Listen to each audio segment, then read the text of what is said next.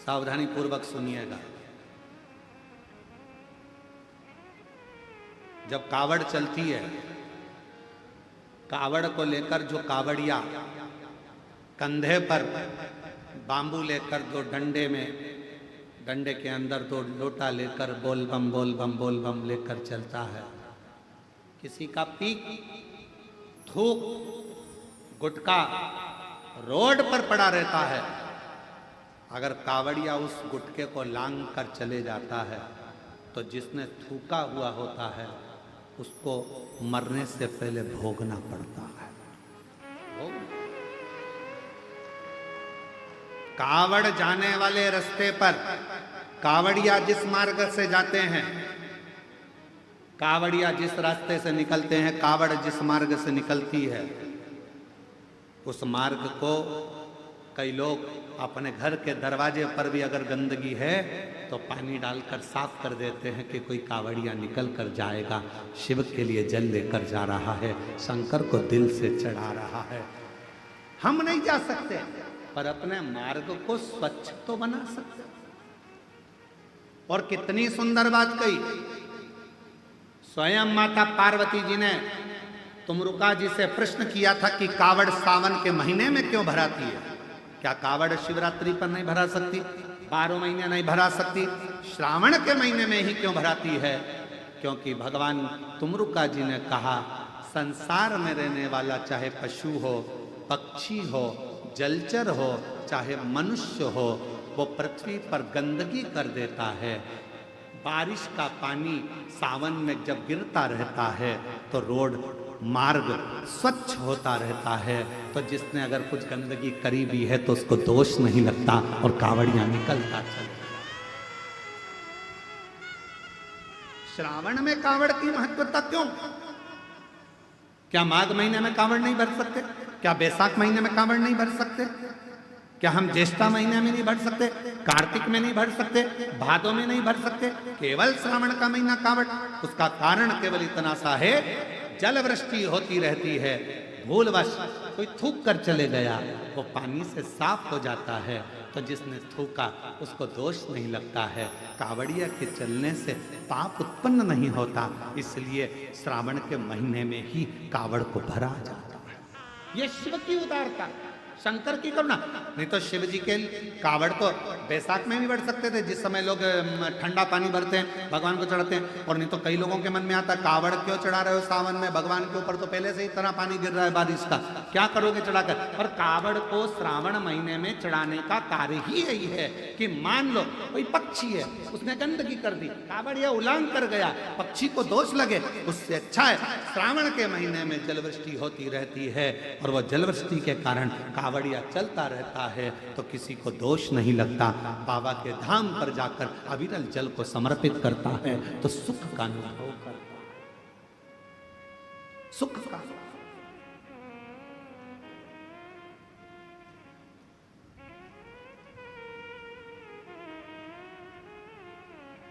सारी समस्या का हल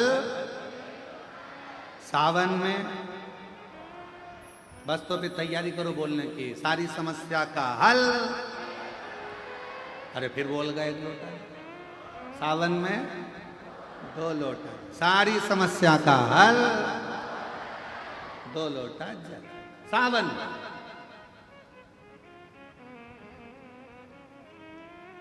कितनी कृपा शिव करता है मेरे ओघड़दानी, मेरे शंकर भगवान। तो ये ना विचार करे कि गंदा है, गंदगी है, भगवान के सामने दंडवत करते समय ये विचार ना करा जाए। जब हम गिरि गोवर्धन नाथ जी की दंडोती परिक्रमा करे, सालों हो गए, तो गिरिराज बाबा की जब 21 किलोमीटर की दंडवत परिक्रमा सोते सोते सोते सोते दंडवत करते करते कोई स्थान ऐसा आता है जहाँ नाली भी निकल कर जाती है। अब 21 किलोमीटर में तो ढेरों स्थान पड़ते हैं, तो वहाँ दंडवत करते करते ये नहीं देखा जाता कि गटर की नाली है, बेकार स्थान है, किसी ने थूक दिया है, किसी ने गंदगी कर दी। नहीं, गिरिराज धारण प्रभु तुम्हारी शरणे, गिरिराज प्रयास करो। विफल हो गए फिर प्रयास हुए, फिर विफल हो गए, फिर प्रयास हुए। प्रयास करने वाला कभी हारना नहीं चाहिए। अपनी मेहनत, अपनी लगन से आप कर्म करते रहिए, उसका फल आपको मिलेगा।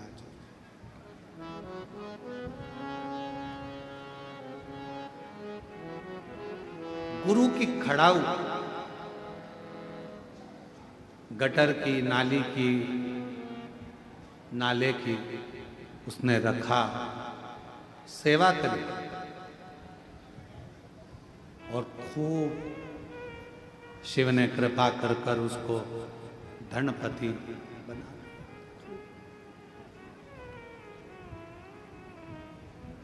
अब एक दिन सारे मित्र मिल गए, शिष्य मिल गए, उन्होंने कहा तू इतना वैभवपति, इतना धनपति कैसे बन गया? उसने कहा तुम्हारी दृष्टि में वो गटर की, नाले की पादुका थी, खड़ाऊ थी, पर मेरी दृष्टि में मेरे गुरु के चरण की धूल थी जिसने मुझे निहारा। मेरी जीजियों, मेरे जीजाओं, बेटियों, बेटाओं, मेरी माताओं, मेरे भाई, मेरी बहनों, एक निवेदन आप सबसे, यदि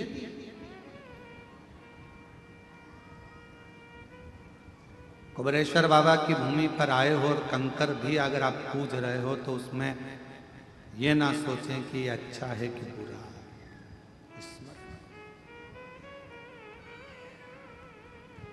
सबसे पहले तो भोलेनाथ जी को धन्यवाद देना कि तुम्हें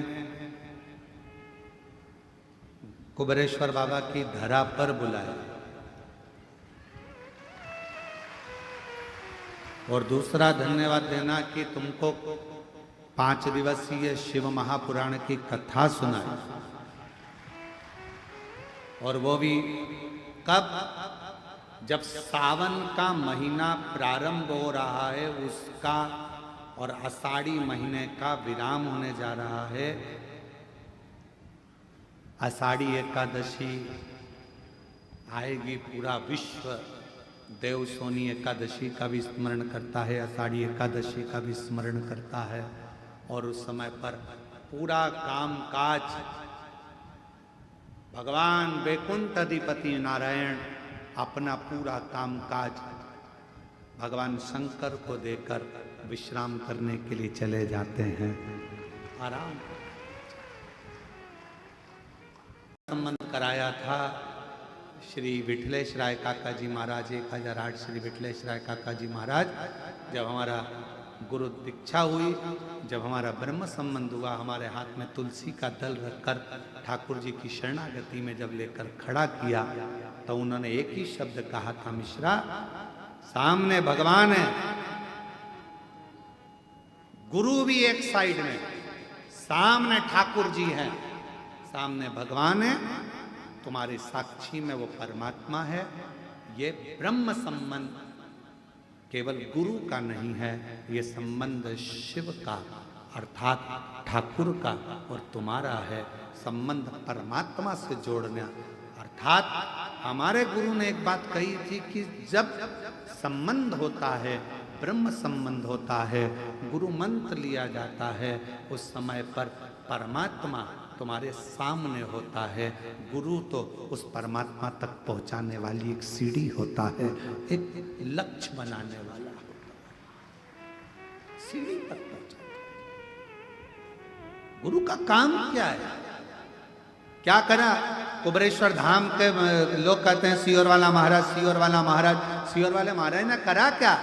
केवल एक काम करा, आप अपने घर से 1 लोटा जल लेकर शंकर के मंदिर तक जाओ, अपने घर के पास में जो शंकर का मंदिर है वहां लेकर जाओ, बस यही मूल है।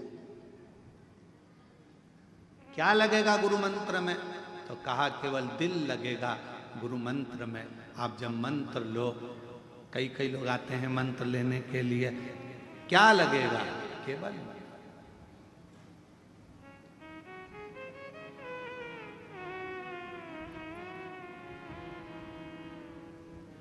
संबंध। सब जगह पर गुरु मंत्र पूरे साल दिया जाता है, पर कुबेरेश्वर बाबा की धरा पर तो केवल एक दिन गुरु पूर्णिमा के दिन आप गुरु के और परमात्मा के चरणारविंद में छोड़ दिया जाता है कि ये शिव का है, जो आया है ये शंकर का है और शंकर इनके हैं। हम तो बीच में इनका संबंध, जैसे शादी के समय पे पंडित जी नहीं होते, तुम्हारा ये बांध देते हैं गठजोड़ा, बंधन बांध देते हैं। गुरु का काम बस इतना ही है, शंकर से तुम्हारा संबंध बांध दिया जाए। और कभी फेरे में क्या होता है, कभी लड़की आगे होती है, कभी लड़का आगे होता है। उसी तरह कभी भक्त आगे चले तो कभी मेरा भोलेनाथ आगे चले, संबंध में ये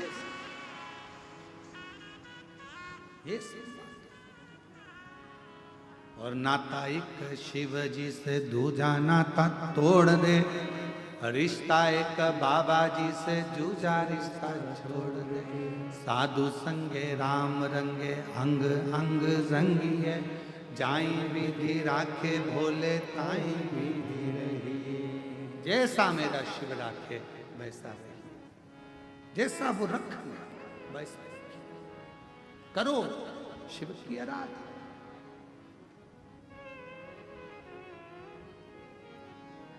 देवराज के मन में भी प्रश्न था, जैसे पार्वती जी के मन में प्रश्न आया कि संसार में आने के बाद मनुष्य की गति का क्या, उसका अगर गुरु दीक्षा नहीं, गुरु मंत्र नहीं तो उसकी गति क्या।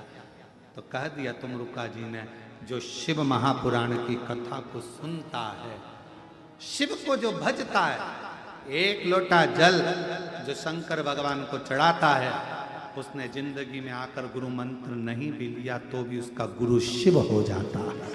शंकर उसका गुरु शिव है।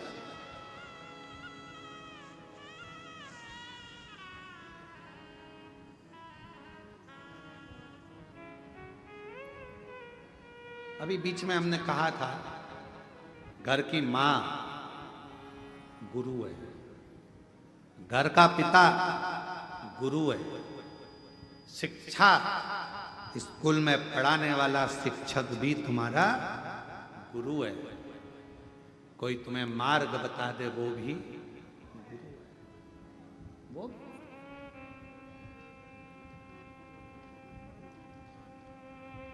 कभी कभी ऐसा होता है, तुम आ रहे थे, कहाँ जा रहे हो, सीहोर, मार्ग भटक गए, रास्ते में गाड़ी रोकी, किसी से पूछा क्यों भैया, हमें टूटना नहीं चाहिए।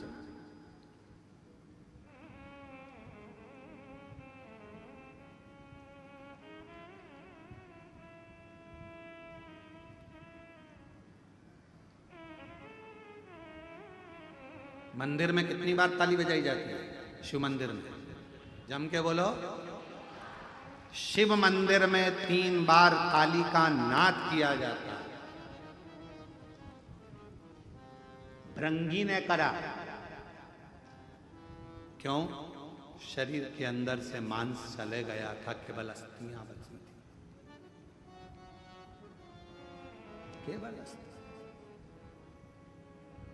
3 ताली का नाद किसके लिए करा जाता है, क्यों करते हैं? मेरे देव अधिदेव महादेव के चरणों में पहुंचने से पहले मेरे शंकर भगवान ने भी डमरू का नाद करना चाहा था, पर जब अमरनाथ जी की गुफा में मेरे शंकर भगवान पार्वती को कथा सुनाने बैठे, सर्प को छोड़ दिया, डमरू को छोड़ दिया, त्रिशूल छोड़ दिया, नाग छोड़ दिया। अगर अमरनाथ जाने वाले जितने यात्री होते हैं उनको ये सब पहाड़ी मिलती है, डमरू पहाड़ी, सर्प पहाड़ी, सब मिलेगा, सब कुछ मिलेगा, सब छोड़ा। चंद्र को भी त्याग दिया, कुछ नहीं था, नंदी को भी त्याग दिया, केवल पार्वती जी थी, शिव जी थे। तो भी शंकर को लगा कोई कथा ना सुन ले, इनको उड़ाने के लिए 3 ताली बजाना है। शंकर भगवान ने भी 3 ताली का नाद करा पार्वती को कथा सुनाने के लिए। क्यों पार्वती? क्योंकि पूर्व में मैं तुझे कथा सुनाने के लिए बैठता था, कहीं तुझे निंद्रा, कहीं काम, कहीं कुछ कुछ भीतर उत्पन्न होता चले जाता था। सती बनकर तुझे कथा सुनाने ले गया, तेरा चित्त नहीं लगा, अहम आ गया था।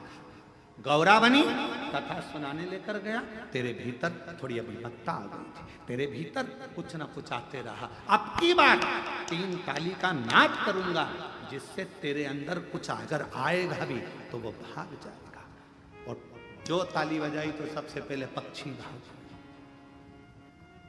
वो पक्षी कौन सा है? कहा अहंकार का, अभिमत्ता का, अभिमान का, तृष्णा का। ये पक्षी भागना चाहिए। कोई कोई लोग कह देते हैं मंदिर में ताली बजाओ तो शंकर जी डिस्टर्ब हो जाते हैं। अरे ओ विद्वानों, तुम्हारी बुद्धि को कौन खा गया?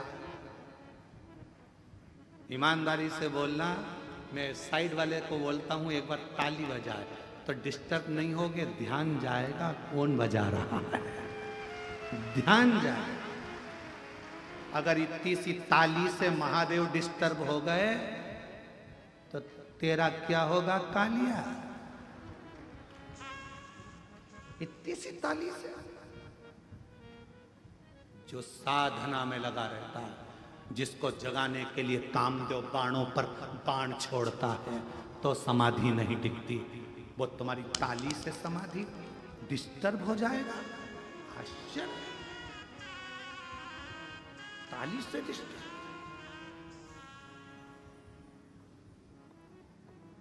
चित्त लगता, मन, हृदय, शिव। हम लोग तो कई बार कहते हैं एक्सक्यूज मी, प्लीज, मैं हूं। कई लोग चिल्ला कहते हैं हेलो,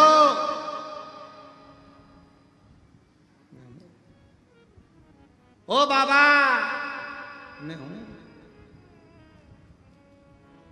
उसी तरह बाबा के धाम में 3 बार ताली बजाने से हम शिव जी से कहते हैं बाबा हमारे भीतर के अहंकार, काम, आसक्ति, लोभ, तृष्णा सब हट जाए और मेरा मन आपके चरणों में लग जाए। आप मेरे, मैं आपका हो जाऊं, इससे ज्यादा कुछ नहीं। मैं आपका, आप और कुछ नहीं। वो कहते हैं ना, अरे मैं हूं प्रेम रोगी, मेरी दवा तो कराओ, जाओ जाओ जाओ किसी वेद को। और कौन वो वेद है? कहा सताओ ना हमें लोगों, हमें दिल की बीमारी है। हमारा वेद तो दुनिया में वो एक डमरूधारी है, उसके सिवाय हमारा इलाज किसी के पास नहीं। कौन इलाज करे? कौन?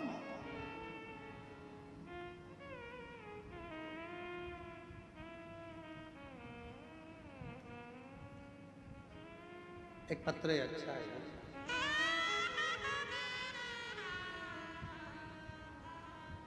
मैं रोशनी लोधी, निवासी मध्य प्रदेश, जिला जबलपुर।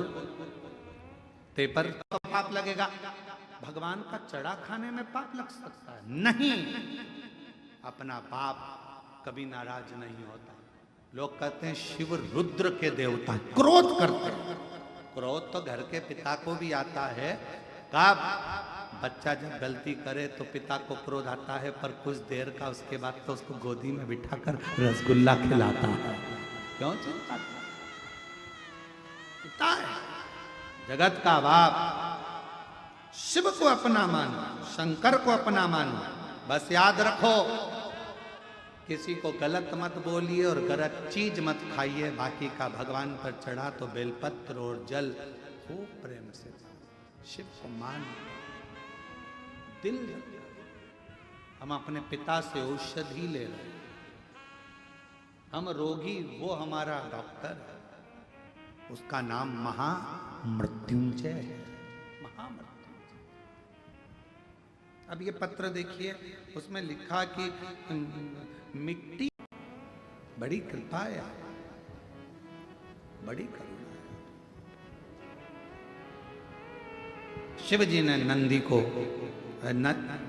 पार्वती जी ने तुमरुका जी से सुना,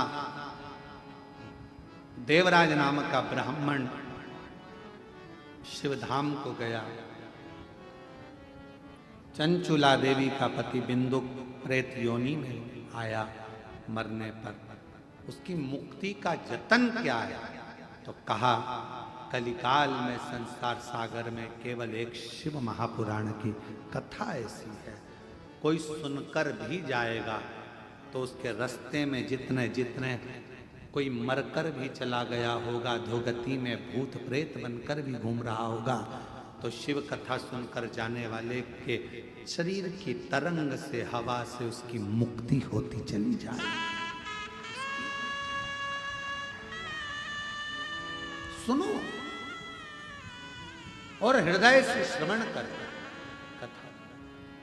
चंचुला देवी ने अपने पति के मुक्ति के लिए, मोक्ष के लिए तुमरुका जी के मुख से शिव महापुराण की कथा सुनी। शिव, अच्छा एक बात बताओ, अभी तक कथा सुनने के लिए आते थे तो गाड़ियां 1-1 किलोमीटर दूर रुकती थी। अब की बार मेरे भोले बाबा ने कितनी बड़ी कृपा करी है कि तुम्हारी गाड़ी को 1 किलोमीटर नहीं, मंदिर के प्रांगण में ही रोका गया। यहां कथा, सामने गाड़ियां, यहां कथा, पीछे गाड़ियां, प्रांगण तक, ये शिव कृपा। और मेरे सीहोर शहर के आदरणीय कलेक्टर महोदय, SP, SSP, IG, DIG, SDM, TI, commissioner, सबको धन्यवाद देना जिन्होंने मंदिर प्रांगण में भी गाड़ी लाने की परमिशन दी, उसको साधुता।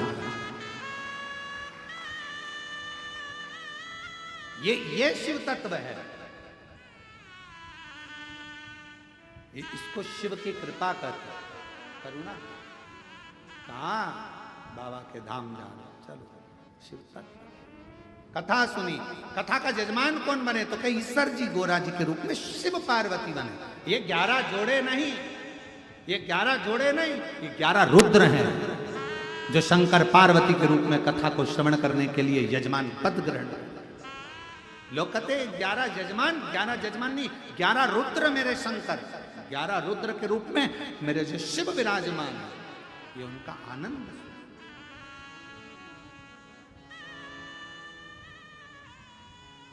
आज प्रसंग में आया है तो स्मरण करेंगे, हमारे 11 रुद्र पर शिव महापुराण की कथा नहीं हुई है, तो जो छत्तीसगढ़ में 12 तारीख वाली कथा है उसको 11 रुद्र शिव महापुराण की कथा के रूप में श्रवण करें, उसका स्मरण करेंगे। ये गुरु शिव पुराण चल रहा है, ईश्वर जी गोरा जी बनकर शिव पार्वती आ रहे हैं, जो